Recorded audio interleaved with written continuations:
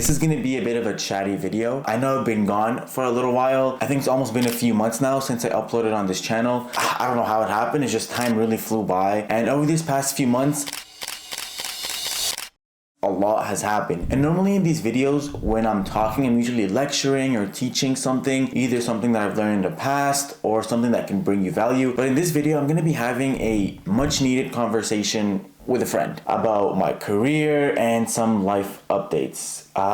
So where do I even start? Now I'm just gonna rip the band-aid off and say it. About a week ago or so, I got laid off again. I didn't even know if I was going to share the news with you because honestly I was just worried about your judgment. Now, a part of the reason for why I haven't been making videos the past few months was related to the fact that I did get some hate comments that kind of threw me off my game a little bit. I got comments of people saying, bro, you're so washed up, or this guy really isn't as smart as he thinks he is, or bro's too dumb to even get into Apple. And this last comment is really what got me because, okay, I'm not gonna lie, yeah, I am a bit insecure about the fact that I tried so hard to get like an engineering job at Apple, but they always like reject me and I never really know why, even though I think I do well in the interviews. So when somebody says something like that, yeah, it definitely hurt and it took a little bit of a toll on me. Ever since I started making content, getting hate comments is just part of the gig. It's just expected, honestly. And for some reason, I wasn't really fazed by any of them before, but that one really just hit me. And so that's kind of why I was scared to say that I got laid off. But it happened and I figured other people are in similar positions, so I don't know, I might as well share it, and hopefully if other people can relate, then it can bring some people value. But I couldn't continue making content pretending like everything was fine when things really weren't fine. And here's how it happened. On a random Tuesday, I get a meeting invite for a strategy call the next day. I didn't think much of it, so the next day comes and I do the call. They tell me due to lack of funding, the engineering project you're working on has to be terminated and we need to focus on other projects that we have, and so because of that we will have to let you go. The project that I was working on was the only mechanical engineering project they had. Some of their other projects were related to chemical engineering or software engineering, which wasn't really my field. So yeah, that was the reason for why I was let go. So in the heat of the moment, I respond by saying, so you're firing me without cause? Obviously I was upset, I was furious to lose my job by having it not be my fault at all. But they were like, no, we're letting you go and it's obviously really, really sad, but we just don't have the funding to keep this project going anymore. And they were like, that's just the life of a tech startup. I had no words. In my head, this all just sounded very, very familiar. They said it was nothing personal, your work was great, and it says not performance-based at all, but we just don't have the funding to hire you and keep this project going. They were like, it's just a business decision, nothing personal at all. Obviously I had to accept it, there's nothing really I can do. But in my head, although they said it wasn't personal, it kind of felt a little bit personal because when I was interviewing for this job, one of the main questions I asked was like, tell me a little bit about your funding. Tell me a little bit about, how you guys operate financially, just so I make sure what happened with my previous startup doesn't happen with this one. But both tech startups, the exact same outcome happened. I was doing great work, things are going fine, and out of the blue, funding runs out and they have to let people go. And the crazy thing is, with these tech startups, there's no like heads up that funding is tight. They don't tell you anything until like the very, very end when they have to let you go. Because if they tell you from advance, like, hey, funding might be tight, so just letting you know, then like you'll immediately start looking for a new job and you won't be as focused on your current job. So from a business point of view, from their perspective, I get why they just kept me to the last second until they completely ran out of money. But like, I don't know. I just wish I had a bit of a heads up, But that was it. I gave them back my work laptop and my job hunt grind started again. Working in tech has really, really been tough these last couple of years. These tech startups are just like hiring and firing just like that. I was obviously really upset in the moment, but it's been a little bit now, so I kind of just got used to it and I'm just job hunting again.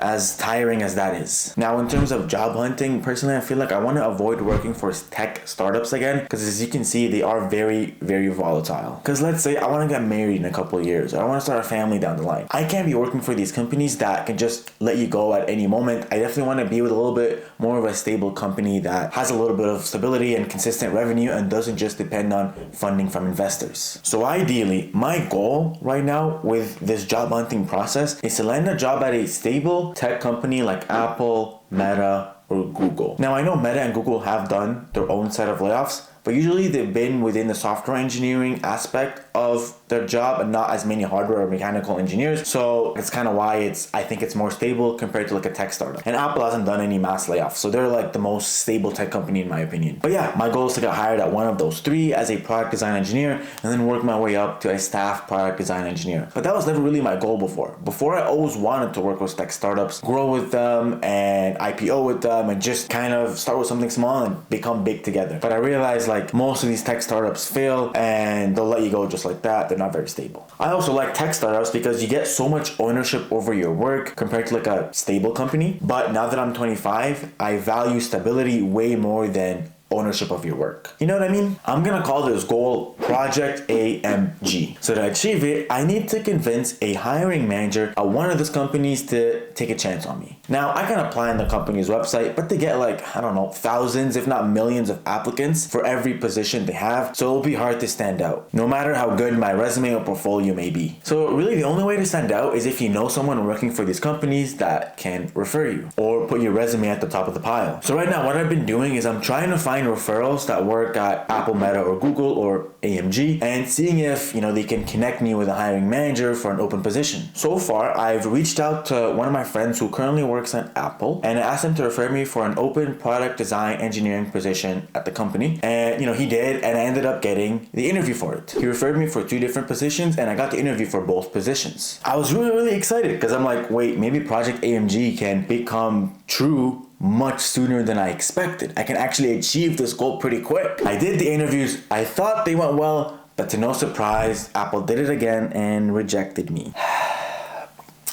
Now I'm back to square one. I wish I knew why they rejected me, because then at least I could learn from that interview experience and then not make whatever mistake I made again. I was pretty mad, but normally like when I do job interviews, I like to film them so then I could like rewatch it later on to learn from my mistakes. Because if I watch it and I realize, oh, I answered this question poorly, or this technical question, man, I didn't do a good job of answering it, then I'll know for next time to not make that same mistake. But when I watched it, I didn't see any huge red flags. I didn't see any reason for why I wouldn't move forward. But maybe I'm biased. So I sent the video to one of my friends and I asked him, hey, can you just watch this interview that I did? Tell me if I see something wrong. Tell me if I'm not portraying myself correctly. And he was like, no, I didn't see any issues in your technical knowledge. He's like, maybe just talk a bit slower, but that's about it. So now I'm just like, great. Like I have no concrete feedback that I can kind of apply to the future. So I don't know why they rejected me. Maybe there was someone else that was more qualified. I don't know, but like they had my resume, so they already knew all my qualifications. But yeah, I was just furious. So I decided, you know what? Let me just message the interviewer, the hiring manager that interviewed me on LinkedIn. It's a long shot. She probably won't respond, but let me just message her and see if she can maybe tell me why I messed up or why she didn't choose to move forward with me. But that's what I told her.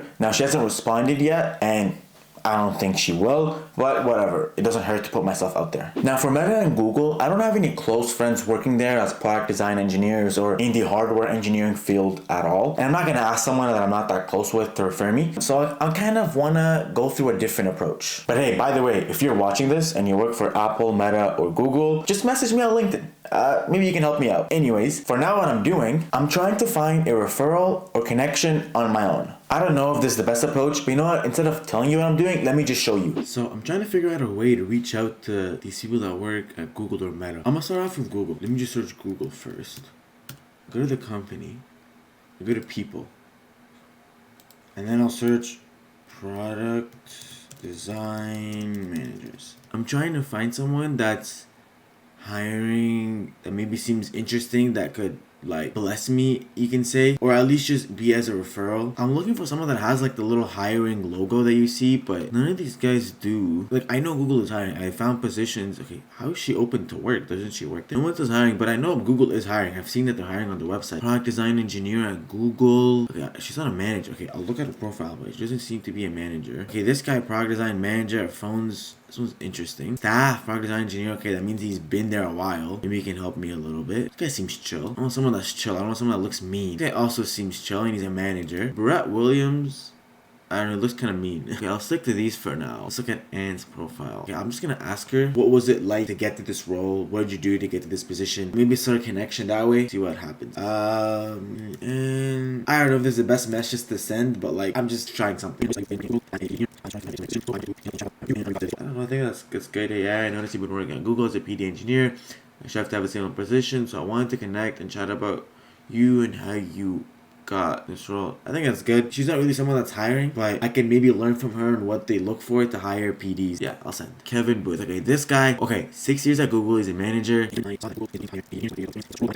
Opportunities with, I spelled opportunities wrong. Opportunities within your. Bro, how do I spell opportunities? I don't know if I'll respond, but let me put a smiley face. I saw that Google is looking to hire PD engineers. I have over 3 years of experience in such role, so I want to connect to stand out of the thousands of resumes you receive and learn more about opportunities within your team. It has been a goal of mine to work at Google. Yeah, I think that's good. I'm gonna copy it in case I send a similar message to somewhere else. Send. Bismillah. Joshua Klein. Okay, he's been there for 7 years and 8 months, so he probably has some say. He went to Stanford. He had a bachelor. Whoa, bachelor at MIT, master's at Stanford. This guy's got big names on his resume. And then he worked at Apple, GoPro, and now he's at Google for 7 years and 8 months.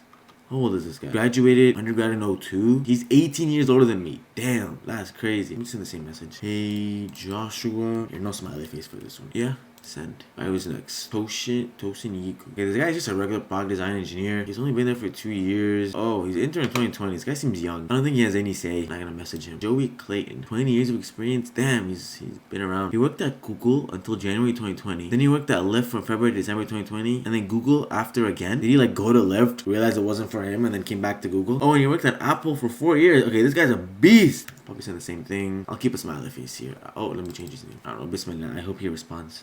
Hopefully one of them responds. VJ. Oh, he's only been at Google for a month? He can't really do much. We have connections though. Oh. Huh. I'm not gonna message him. Eric Bokidis. 10 years of experience, 4 years at Google. He's a technical lead. Okay, maybe I can message him. I don't know what to say. I'm hoping to find someone that has like, maybe that went to Waterloo or something, and then I can kind of use that as like a connection. I don't know if I should reach out to him. He doesn't look nice. He looks kind of mean. I think I reached out to like enough people. I think that's good. Now, I don't know how long it'll take me to accomplish Project AMG, and I think it'll be dumb if I only just apply to Apple, Meta, and Google. So I am applying to other companies, of course, as well. As a matter of fact, I was recently in the interview process for a small company based out of San Francisco. The interviews went well, then they sent me a design challenge to do. This is what the design challenge looked like, and this was the solution that I came up with. They basically asked me to design a better bike mount based on some design requirements that they had, and yeah, I had to make a presentation, make some CAD, and that was it. You know, I thought it was pretty good, but they didn't want to move forward for whatever reason. Maybe they had a more qualified candidate, I don't know, but yeah, that sucked. But to be honest, they were also a tech startup, so I wasn't even that excited about the job. They were gonna fly me to San Francisco though for free to do an in-person interview if the design challenge went well. So a free trip to SF wouldn't have been bad, but whatever, it didn't work out.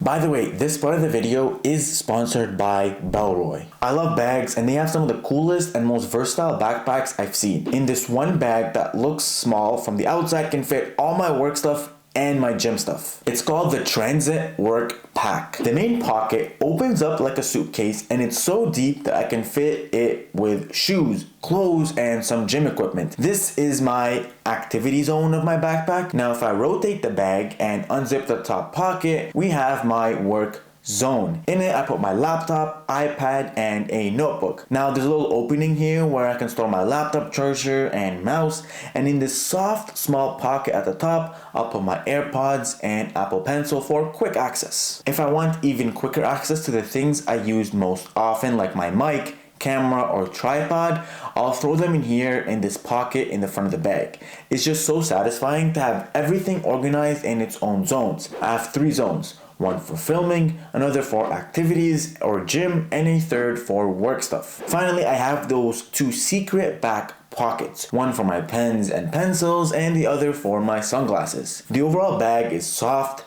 spacious, and comfortable. I'll put a link in the video description if you want to check it out. If you choose to buy something using my link, you'll get a 10% discount.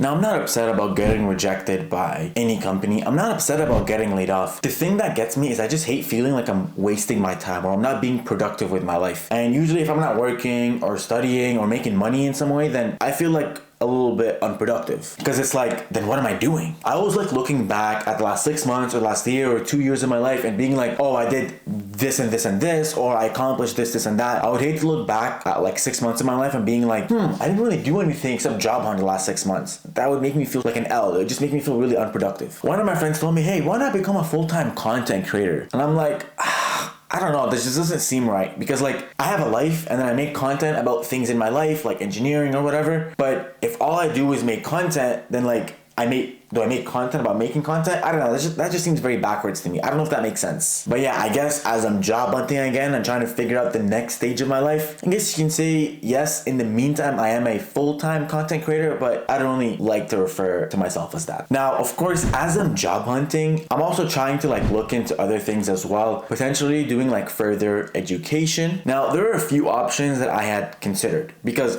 by the way, I love to learn, so if I have time away from work, I'm gonna try to take this opportunity to learn new things. First, I thought about potentially getting my master's and or PhD in mechanical engineering. That way I can work towards becoming a professor. I absolutely love teaching, and it's a passion of mine. Like, the reason I even have this channel is because I just love teaching the things that I know. So yeah, being a professor would be really cool and I'd enjoy it. But the thing is, the PhD is 4 long years, and I'd have to pay tuition, and I don't think I'd be making any money out of it, like during the 4 years where I'm studying. Whereas like if I worked for a tech company in those 4 years, I'll be making way more money. Also, profs don't make that much money, I think, from my understanding, unless you've been working for over like 20 years. It's just like a fun job, but is it worth that tuition for your PhD and the 4 years of your life that you spent on getting it? I don't know. Second, I thought about doing a master's in computer or software engineering. It would only be like 1 or 2 years. Obviously, I did my undergrad in mechanical engineering, but to me, the software world has always been like this black box. I never truly understood it. So I thought it would be cool to demystify the software world and do a master's in it to learn more about it. I started looking into programs at Waterloo, McMaster, and U of T to see what kind of master's programs they offer in those fields. Again, I don't know if it's worth it to pay, I think almost $20,000 for a master's in those fields. Like, I just think it would be cool to learn, but would I want to work in that field? How difficult will that be?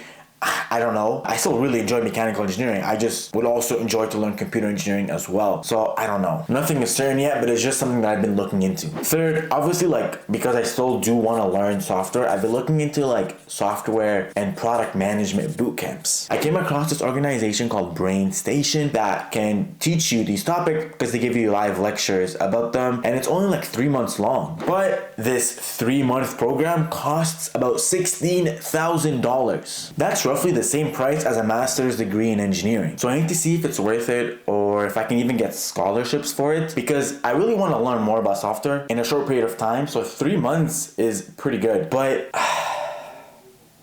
$16,000 for 3 months? I don't know. And I also like the accountability of being in person and making connections rather than just learning it alone online, So I might do one of these 3 options. I don't know which one yet because I still need to do a little bit more research. Obviously, as I'm doing this research, or even if I start one of these things, I'll still be job hunting at the same time. If I get a really nice job at AMG, then I may just leave whatever program I'm in, because I would just hate to be wasting time. Like, even if I'm not working, I still want to be learning a new skill. I just hate sitting around and doing nothing. But if you have any experience with any of those 3 things that I just mentioned that I'm considering doing, please let me know in the comments. I would just love to learn a little bit more, especially from someone who actually did it. Now, one final update I have is I am starting a business in the meantime. Let me tell you a bit about it. Now, if you want to work as a software engineer, or if you want to do really well on software engineering interviews, there's so many resources out there online. You have like Coding Dojo, Formation, you have LeetCode, so many other things. But for a mechanical engineer, if you want to work as one, or if you want to land a job as one, or if you want to do well in mechanical engineering interviews, there's no resource out there like there is with software engineering. And so I wanted to create that resource for mechanical engineering using all the knowledge that I've kind of gained from the last 3 years since I graduated, and obviously from my time in university as well. I started working on this project like 6 months ago, but obviously I had a full-time job, so it was hard to manage both. But now, since I'm laid off, I'm really going to try to focus on basically building a platform for all mechanical engineers to come to and share information and learn mechanical engineering fundamentals like GD&T, material selection, statics, manufacturing, whatever. By the way, while also having access to mechanical engineering technical questions, similar to like how LeetCode gives software engineers technical questions for job interviews. And one of the perks of being laid off, not once, but twice from these tech startups is I had so many job interviews in the last like 2 or 3 years that I've seen all the different kind of technical questions that people ask, and I've seen the ones that were repeated the most often. So I just want to compile them all in one area, in one platform, and share it with you and every other person who wants to become a mechanical engineer. That way, whenever you or anyone else has a mechanical engineering technical interview coming up, they can just come to this platform to brush up on their fundamentals. They can do some practice technical questions so they're ready to ace their interview. I'm still working on it, but if you want to join the waitlist so you know when it comes out,